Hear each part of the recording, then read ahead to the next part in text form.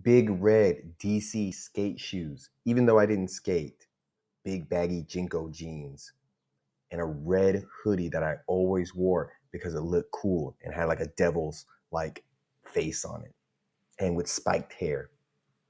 That's my new metal phase, if I can remember correctly, because when I'm thinking about this album and all the bands at that time in the early 2000s, I just think about like me getting into this stuff.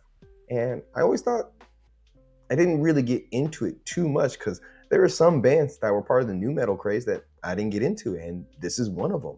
So I'm really excited to check out this album finally after 20 plus years. Anyway, hey, what's up, everyone? It's your boy Matt Diazable coming at you with some new music reviews. Thank you for coming on by. Always, thank you, thank you, thank you.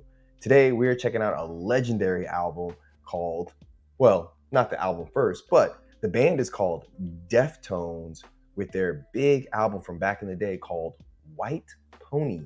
I'm pretty sure a lot of you already know who this band is. They don't really need an introduction, but this is more for myself because I've never actually fully listened to a full Deftones album, and this is the first one I've done because one, they're dropping a new album, so I thought it'd be a good time to really dig into some of their stuff. And it's White Pony. It's a critically acclaimed album that I should have listened over the years, but I just never did. But anyway, Deftones is a alternative new metal, granted, you know, just a heavy aggressive band that changes a lot of genres over the years. And I didn't realize until now, but they've been a band since about 1988. But I think I can confidently say they didn't really pop off until the mid 90s to late 90s, where they dropped the album Around the Fur. And I didn't realize this album, White Pony, was a Grammy nominated album for Best Metal Performance. And I think it actually won. So I see where, a lot of people are always talking about this album. It was big. The first time I ever got introduced to Deftones and this album was my older sister was into them. And I remember her listening to them in the car whenever we would drive around at the time where we were living. And I remember seeing the album and she put it on and stuff. I always thought like, yo, this is like too grown up for me. I'm not ready for this. And I think that's kind of always played Deftones for me, that I always felt like I wasn't, I guess, mentally mature for the band. So I always just stayed away from them. And so I went to other new metal bands like Korn, Slipknot, Edema, stuff that was, I guess, of my age and I should more appropriate and more aggressive.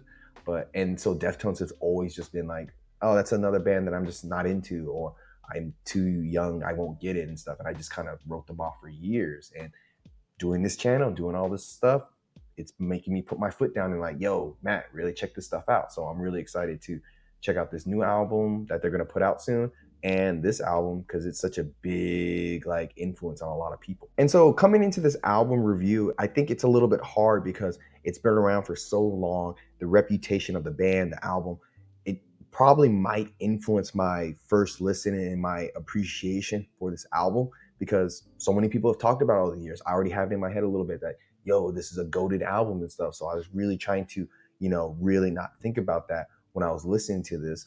But I would say the first thing, and probably one of the biggest things that stands out about this album for me, is that it really thrives on contrast. Rather than being just a straightforward, heavy record, Deftones lean into an atmosphere that's, very restrained and has a lot of texture to it. It's heavy in a different sense, in an abstract way, you could say. And so the end result is you get music that is just as menacing when it's in its quietest moments as much as it is in its loudest moments. That contrast between light and heavy, what is, considered actually heavy and what is heavy. It's really balanced out here. And I would say the opening song here, Fechitter, hope I'm saying that right, is making that very obviously and clear.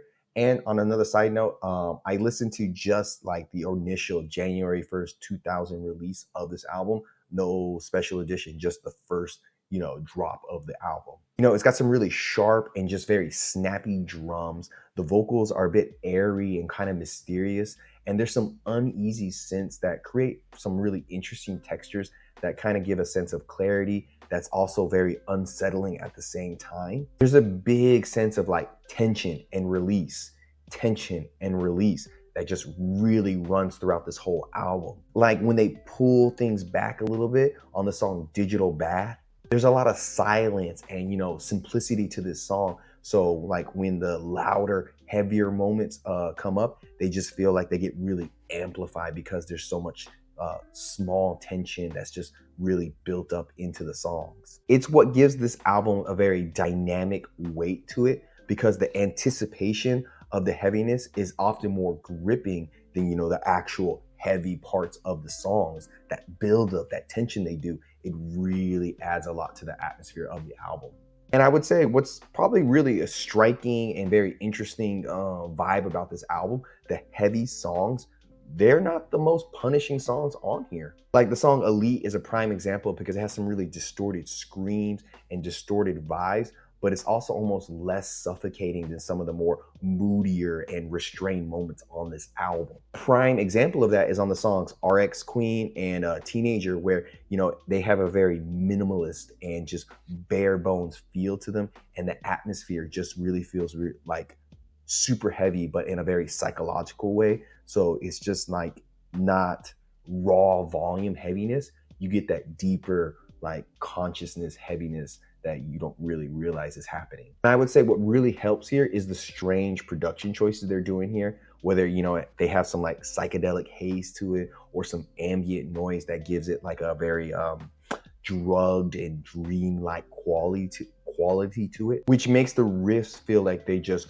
rupture out when they finally drop in a very cool, contrasting way. Even when Deftones kind of go more direct with their aggression, like on the songs Korea and Streetcar, it feels like there's this like lurking sense of like space and disorientation. The riffs, they're typically pretty chunky and have a very good rhythm to it. They're very straightforward on this record, but I think Chino's vocal style really keep everything off balance in a very interesting way. Because his vocals, they kind of float between whispers, airy melodies, and some just outright hellish screams.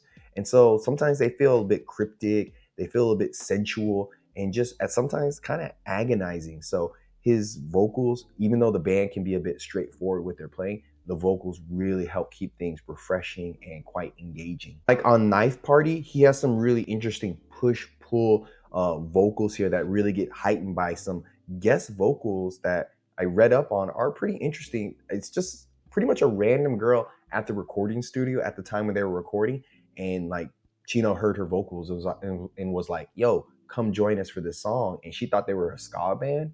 But when she heard the song, she's like, yo, let's go, let's do this, let's record it. And so her vocals just add a nice spiraling wail and scream to the track. I think that addition to this song really kept it from just being a very straightforward, groovy song, and it turned it into something more in terms of like disturbing and quite more memorable.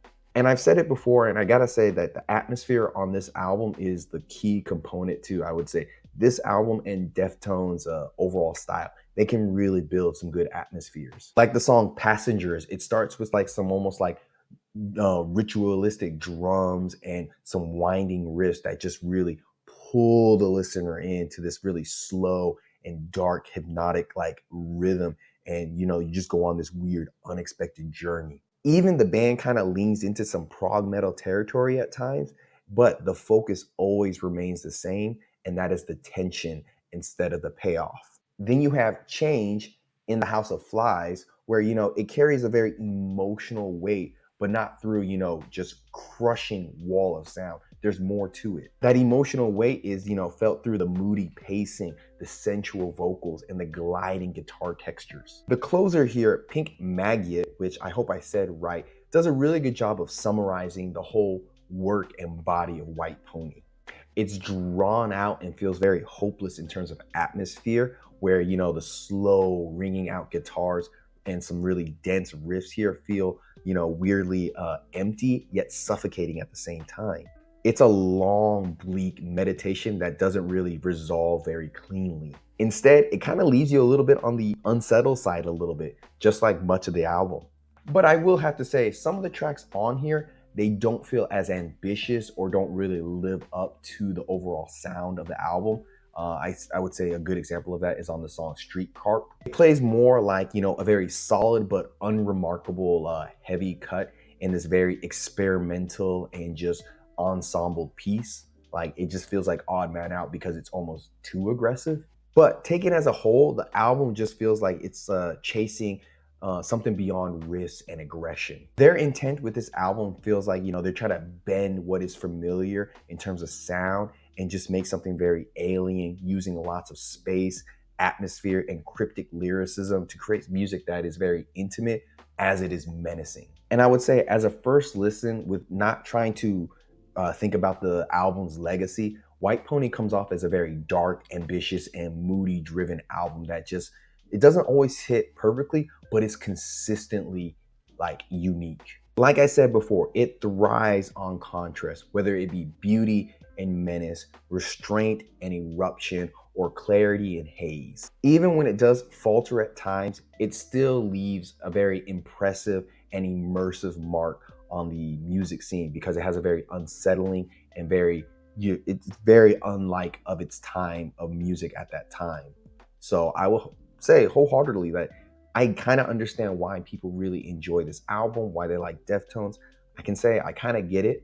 And I feel like, maybe when I was younger, I probably would still get it. But being older and enjoying it now, yeah, mad respect to this album and mad love to this band because I get why a lot of people like this band more now.